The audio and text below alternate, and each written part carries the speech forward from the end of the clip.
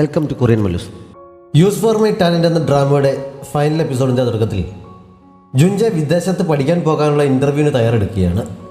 Tie കെട്ടാൻ സഹായിച്ചും interview എങ്ങനെ attend ചെയ്യണമെന്ന് പറഞ്ഞു കൊടുത്തുമൊക്കെ ഷിയാൻ അവൻ്റെ കൂടെയുണ്ട്. ഇൻ്റർവ്യൂവിന് ചോദിക്കാൻ സാധ്യതയുള്ള 3-4 ചോദ്യങ്ങളും അവൾ അവനോട് ചോദിക്കുന്നു. അവസാനം പഠനം കഴിഞ്ഞാലും നീ വിദേശത്ത് തന്നെ തുടരുമോ എന്നവൾ വിഷമത്തോടെ ചോദിക്കുന്നുണ്ട്. എന്നെ കാത്തിരിക്കുന്ന ഗേൾഫ്രണ്ടിന് വേണ്ടി ഞാൻ തിരിച്ചു വരും, അവളോടൊപ്പം ജീവിക്കുമെന്നവൻ പറഞ്ഞപ്പോൾ അവൾ കരഞ്ഞുകൊണ്ട് അവനെ കിസ് ചെയ്യുന്നുണ്ട്. വാങ്ഷിയാനെ ഗസ്റ്റായി ക്ഷണിച്ച ഒരു പ്രോഗ്രാമിന് അവളെയും കൊണ്ട് വന്നിരിക്കുകയാണ് ഡോങ്ഷി. അവിടെ ധാരാളം റിപ്പോർട്ടർമാരുണ്ടായിരുന്നെങ്കിലും പഴയ പോലെ പേടിയൊന്നുമില്ലാതെ കയ്യിൽ പിടിച്ചുകൊണ്ടാണ് ഡോങ്ഷി അവൾക്കൊപ്പം ചെന്നത്. ബോയ് ഫ്രണ്ടാണെന്ന് ചോദിച്ച് റിപ്പോർട്ടർമാർ അവർക്ക് ചുറ്റും കൂടുന്നു. കുത്തിത്തിരിപ്പുണ്ടാക്കാൻ അവർ പലതും ചോദിച്ചെങ്കിലും ഡോങ്ഷി പതറാതെ അതിനൊക്കെ മറുപടി നൽകുന്നുണ്ട്. ഞാൻ വാങ്ഷിയാൻ്റെ ബോയ് ഫ്രണ്ടാണ് എന്ന് അനൗൺസ് ചെയ്യുകയും ചെയ്യുന്നുണ്ട്. അവൾ സന്തോഷത്തോടെ അവനെ കെട്ടിപ്പിടിക്കുന്നു. റൻഷിയുടെ മുത്തച്ഛൻ്റെ വീട്ടിൽ നിന്ന് ശിവാൻജിയെ തിരികെ കൊണ്ടുവിടാൻ റൻഷിയും പോകുന്നു. അവളുടെ അച്ഛനെ കണ്ട് സംസാരിക്കാനുള്ള തയ്യാറെടുപ്പിലാണ് അവൻ. അച്ഛൻ റിജക്റ്റ് ചെയ്യുമോ എന്ന ടെൻഷൻ നല്ലതുപോലെയുണ്ട്. അച്ഛനെപ്പോൾ നോ പറഞ്ഞാലും നമുക്ക് പതുക്കെ മാറ്റിയെടുക്കാമെന്നൊക്കെ പറഞ്ഞ് ശിവാൻജി ധൈര്യം കൊടുത്ത് മുന്നോട്ട് കൊണ്ടുപോകുമ്പോഴാണ് വീടിന് മുന്നിൽ അച്ഛനും റൻഷിയുടെ മുത്തച്ഛനും നിൽക്കുന്നത് അവർ കണ്ടത്. രണ്ടുപേരും വേഗം മറിഞ്ഞിരുന്ന് അവരുടെ സംഭാഷണം ശ്രദ്ധിക്കുന്നു. ശിവാൻജിയെക്കുറിച്ച് മുമ്പ് മര്യാദയില്ലാതെ സംസാരിച്ചതിന് റൻഷിയുടെ മുത്തച്ഛൻ സോറി പറയുന്നു. അവർ സൗഹൃദത്തോടെ സംസാരിക്കുന്നുണ്ട്. മുത്തച്ഛൻ രഹസ്യമായി ഇവിടെ വന്ന് സോറി പറയുമെന്ന് ഞാൻ കരുതിയതേയില്ല എന്ന് ശിവാൻജി പറഞ്ഞപ്പോൾ അദ്ദേഹം വളരെ അഭിമാനമുള്ള കൂട്ടത്തിലാണ്. ഇങ്ങനെ വരിക എന്നത് അത്ര എളുപ്പമല്ല. എന്നിട്ടും എനിക്ക് വേണ്ടി വന്നില്ലേ, ഇത്ര നാൾ മുത്തശ്ശൻ എന്നുള്ള സ്നേഹം മനസ്സിലാക്കാതിരുന്നത് തെറ്റായിപ്പോയി എന്നൊക്കെ റൻഷി പറയുന്നു. പിണക്കം തീർക്കാൻ സഹായിച്ചതിന് ശിവാൻജിക്ക് നന്ദി പറയുന്നുമുണ്ട്. മുത്തശ്ശൻ പോയ ശേഷം അവർ ശിവാൻജിയുടെ വീട്ടിലെത്തി അച്ഛനെയും ജുൻജയെയും വിളിച്ചെത്തി വിവരം പറയുന്നു. അച്ഛൻ കുറേ സമയം മറുപടിയൊന്നും പറയാതിരുന്നപ്പോൾ റൻഷി ആകെ ടെൻഷനാകുന്നുണ്ട്. പക്ഷെ അച്ഛൻ ജുൻജയെ കൊണ്ട് ചായ ഉണ്ടാക്കിച്ചിട്ട് റൻഷിയുടെ മുന്നിൽ 2 കപ്പെടുത്ത് വെച്ച് എൻ്റെ മക്കളെ ഈ ജീവിതകാലം മുഴുവൻ നല്ല രീതിയിൽ നോക്കാൻ കഴിയുമെന്ന് നിനക്കുറപ്പുണ്ടെങ്കിൽ എനിക്കും അവളുടെ അമ്മയ്ക്കും വേണ്ടി ഇതിൽ ചായ ഒഴിക്കാൻ പറയുന്നു. റൻഷി സന്തോഷത്തോടെ ചായ ഒഴിച്ചു കൊടുക്കുന്നു. അച്ഛൻ ഒരു ഗ്ലാസ് അമ്മയ്ക്ക് നൽകാനെന്നോണം ഒഴിച്ചു കളഞ്ഞിട്ട് മറ്റേത് കുടിക്കുന്നുണ്ട്. അച്ഛൻ അനുവാദം തന്നതിന് സന്തോഷത്തോടെ ശിവാൻജി അച്ഛനെ കെട്ടിപ്പിടിക്കുന്നു. അവളെ ഒരിക്കലും കരയിക്കരുത് എന്ന് റൻഷിയെ ഒരിക്കൽ കൂടി ഓർമ്മിപ്പിച്ചിട്ട് അച്ഛൻ അവളുടെ കൈ പിടിച്ച് അവൻ്റെ കയ്യിൽ വെച്ച് കൊടുക്കുന്നു. സന്തോഷം കൊണ്ട് ശിവാൻജിയുടെ കണ്ണ് നിറയുന്നുണ്ട്. അതിനുശേഷം എല്ലാവരും കൂടി ഫുഡൊക്കെ റെഡിയാക്കി ഒരുമിച്ചിരുന്ന് കഴിക്കാൻ തുടങ്ങിയപ്പോഴേക്കും ഷിയാനും അവിടെ എത്തുന്നു. ജുൻജ വിദേശത്തേക്ക് പഠിക്കാൻ പോകാൻ തയ്യാറായത് ഷിയാൻ്റെ പ്രേരണ കാരണമാണ് എന്നാണ് അച്ഛൻ വിശ്വസിക്കുന്നത്. അതിന് പ്രത്യുപകാരമായി ഷിയാൻ്റെ സിംഗിൾ ലൈഫ് അവസാനിപ്പിക്കാൻ പറ്റിയ ഒരാളെ കണ്ടെത്തരാം എന്ന് അച്ഛൻ പറയുന്നു. ലൂഷിയാൻ്റെ പേര് സജസ്റ്റ് ചെയ്യുന്നുമുണ്ട്. ശിവാൻജി അത് കണ്ടപ്പോൾ ചിരി പൊട്ടുന്നു. ലൂഷിയൻ ആൾ മിടുക്കനാണ്, നല്ലവനാണെന്നൊക്കെ പറഞ്ഞ് അവൾ സപ്പോർട്ട് ചെയ്തപ്പോൾ മേശക്കടിയിലുള്ള ഷിയാൻ അവളുടെ കാലിൽ ചവിട്ടുന്നു. പക്ഷേ കൊണ്ടത് റൻഷിയാണ്. ഷിയാനെയും ലൂഷ്യാനെയും കൂടി കണക്ട് ചെയ്യാനുള്ള ആലോചന മുറിയപ്പോൾ ജുൻജയുടെ നിയന്ത്രണം വിട്ടവൻ ചാടി എഴുന്നേറ്റ് ഷിയാനെ ചേർത്ത് പിടിച്ചിട്ട് ഞാൻ ഇവളുടെ ബോയ് ഫ്രണ്ടാണ്, വേറെ ആരെയും അന്വേഷിക്കേണ്ട കാര്യമില്ലെന്ന് പറയുന്നു. അവൻ അത്രയ്ക്ക് ധൈര്യം കാണിക്കുമെന്ന് പ്രതീക്ഷിക്കാതിരുന്ന എല്ലാവരും ഒന്നും ഞെട്ടുന്നുണ്ട്. ഏറ്റവും കൂടുതൽ ഷോക്കായത് അച്ഛനാണ്. ഇനി ഇരുന്നാൽ ശരിയാവില്ല എന്നറിയാവുന്നതുകൊണ്ട് ശിവാൻജി പതുക്കെ റൻഷിയെയും കൂട്ടി പുറത്തിറങ്ങുന്നു. ഈ അവസ്ഥയിൽ അവനെ തനിച്ചാക്കി പോകുന്നത് ശരിയാകുമോ എന്ന് റൻഷി ചോദിച്ചപ്പോൾ അവൻ തന്നെ അച്ഛനോട് കാര്യങ്ങൾ വിശദീകരിക്കുന്നതാണ് നല്ലത്. ഷിയാനെ ജുൻജയ്ക്ക് വിവാഹം കഴിക്കാൻ സാധിക്കുന്നത് അച്ഛനെ സംബന്ധിച്ച് സ്വർഗം കിട്ടുന്നതിന് തുല്യമാണ്. അച്ഛനോട് ഇതുവരെ ഇക്കാര്യം പറയാതിരുന്നത് കൊണ്ട് ദേഷ്യപ്പെട്ട് കാണിക്കുന്നതാണ്. അവർ സംസാരിച്ച് കഴിയുമ്പോൾ അത് ശരിയായിക്കോളുമെന്ന് ശിവാൻജി പറയുന്നു. നിന്റെ ബർത്ത്ഡേ ഇതുവരെ കഴിഞ്ഞിട്ടില്ല, കുറച്ച് സമയം കൂടി ബാക്കിയുണ്ടെന്ന് പറഞ്ഞ് ശിവാൻജി റൻഷിക്ക് എന്തോ സർപ്രൈസ് കൊടുക്കാനായി അവനെ എങ്ങോട്ടോ കൂട്ടിക്കൊണ്ടു പോകുന്നു. കണ്ണടച്ച് പിടിക്കാൻ പറഞ്ഞാണ് അവൾ കൊണ്ടുപോയത്. ഒരിടത്ത് കൊണ്ട് നിർത്തിയിട്ട് 10 സെക്കൻഡ് കഴിയുമ്പോൾ കണ്ണു തുറക്കണമെന്ന് പറഞ്ഞ് അവൾ എങ്ങോട്ടോ ഓടിപ്പോകുന്നു. റൻഷി കണ്ണു തുറന്നപ്പോൾ കുറച്ച് മുന്നിലായി അവൻ അവൾക്ക് വാങ്ങിക്കൊടുത്ത പാവ ഇരിക്കുന്ന കണ്ട് അങ്ങോട്ടേക്ക് ചെല്ലുന്നു. പിന്നെയും കുറച്ച് മുന്നിലായി അവൻ അവൾക്ക് പലതവണകളായി നൽകിയ സമ്മാനങ്ങൾ അറേഞ്ച് ചെയ്ത് വെച്ചിരുന്നു.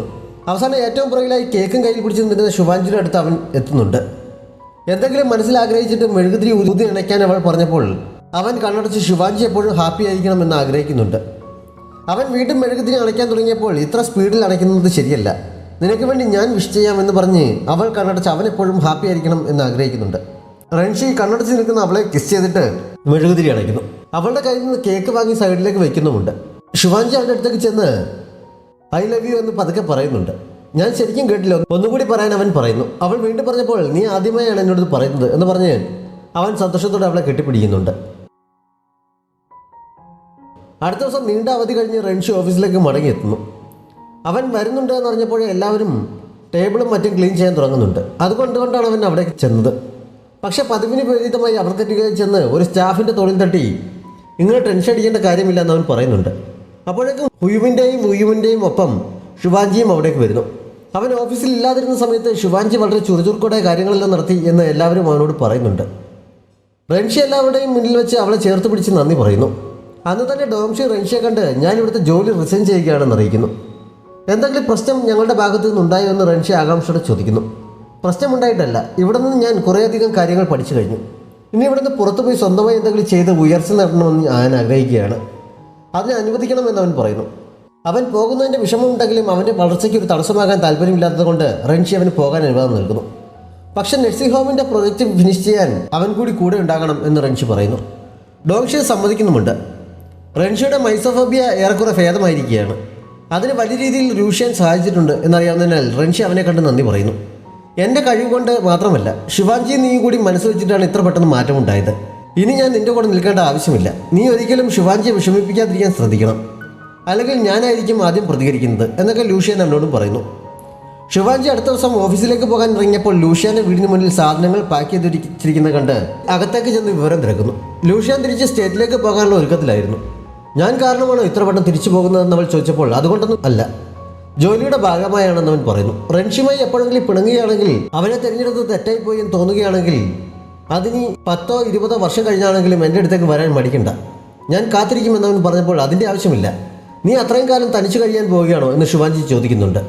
മുമ്പൊരിക്കൽ ലൂഷ്യ നൽകിയ പവർ ബാങ്ക് അവൻ വേണ്ടെന്ന് പറഞ്ഞിട്ടും അവൾ നിർബന്ധിച്ച് അവനെ തിരിച്ചേൽപ്പിക്കുന്നു. ഇത് സ്വീകരിക്കാൻ എന്നേക്കാൾ അർഹതയുള്ള മറ്റാരെങ്കിലും നീ കണ്ടുമുട്ടും, അവൾക്ക് കൊടുക്കാമെന്ന് അവൾ പറയുന്നു. ഫ്ലൈറ്റ് എപ്പോഴാണ് എന്ന് ശിവാഞ്ചി ചോദിച്ചപ്പോൾ ടിക്കറ്റ് എടുത്ത് കഴിയുമ്പോൾ പറയാമെന്നാണ് അവൻ പറഞ്ഞതെങ്കിലും അവൾ പോയി കഴിഞ്ഞപ്പോൾ തന്നെ അവൻ ആ പവർ ബാങ്ക് അവിടെ തന്നെ വെച്ചിട്ട് പാസ്പോർട്ടും എടുത്ത് പുറപ്പെടുന്നുണ്ട്. ശിവാഞ്ചി ഇപ്പോൾ നഴ്സിംഗ് ഹോം പ്രൊജക്റ്റിൻ്റെ തിരക്കിലാണ്. വളരെ ആക്റ്റീവായി അവൾ ഓടി നടന്ന് വേണ്ട നിർദ്ദേശങ്ങൾ കൊടുത്ത് നല്ല രീതിയിൽ തന്നെ പ്രൊജക്റ്റ് മുന്നോട്ട് കൊണ്ടുപോകുന്നു. ആയിടയ്ക്ക് ഒരു ദിവസം ഒരു പ്രധാനപ്പെട്ട വർക്കുണ്ട്, ശിവാഞ്ചി തന്നെ പോയി ചെയ്യണം എന്ന് പറഞ്ഞ് റൻഷി അവളെ ഒരു സ്ഥലത്തേക്ക് പറഞ്ഞയക്കുന്നു. ലൊക്കേഷൻ അവൻ അവൾക്ക് ഫോണിൽ അയച്ചു കൊടുക്കുന്നുണ്ട്. ക്ലീനിങ് മെറ്റീരിയൽസ് ഒന്നും കൊണ്ടുപോകേണ്ട ആവശ്യമില്ല എന്നവൻ പറഞ്ഞിരുന്നു.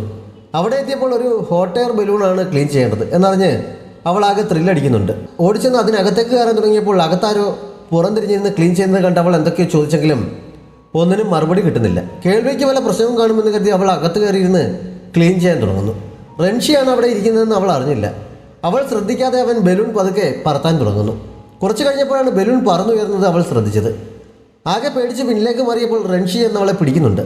പേടിക്കണ്ട, എനിക്കിത് പറത്താനുള്ള സർട്ടിഫിക്കറ്റ് ഉണ്ട് എന്നവൻ പറയുന്നു. അവനെ കണ്ടപ്പോൾ തന്നെ അവൾക്ക് ആശ്വാസമായിരുന്നു. രണ്ടുപേരും ഒരുമിച്ച് നിന്ന് പുറത്തെ കാഴ്ചകൾ കണ്ട് ആസ്വദിക്കുന്നുണ്ട്. കുറച്ച് കഴിഞ്ഞപ്പോൾ റൻഷി കുറച്ച് പുറകിലേക്ക് മാറി നിന്ന് പോക്കറ്റിൽ നിന്നൊരു ബോക്സ് എടുത്ത് അവളെ പ്രപ്പോസ് ചെയ്യാനൊരുക്കുന്നു. ഇനി അങ്ങോട്ടുള്ള ജീവിതയാത്രയിൽ അവസാനം വരെ കൂടെ ഉണ്ടാകുമെന്ന് പറഞ്ഞ് അവൻ അവൾക്ക് മുന്നിൽ മുട്ടുകുത്തിയിരുന്ന് മോതിരം അവൾക്ക് നീട്ടുന്നു. എന്നെ വിവാഹം കഴിക്കാൻ സമ്മതമാണോ എന്ന് ചോദിച്ചപ്പോൾ ശിവാഞ്ചി സന്തോഷം കൊണ്ട് നിറഞ്ഞ കണ്ണുകളോടെ സമ്മതം അറിയിക്കുന്നുണ്ട്. റൻഷി അവളുടെ വിരലിൽ മോതിരം അണിയിച്ചിട്ട് അവളെ കെട്ടിപ്പിടിക്കുന്നു. അതിനുശേഷം അവർ ഒരുമിച്ച് കിസ് ചെയ്ത് നിൽക്കുന്നിടത്ത് യൂസ് ഫോർ മൈ ടാലന്റ് എന്ന ഈ ഡ്രാമ അവസാനിക്കുകയാണ്.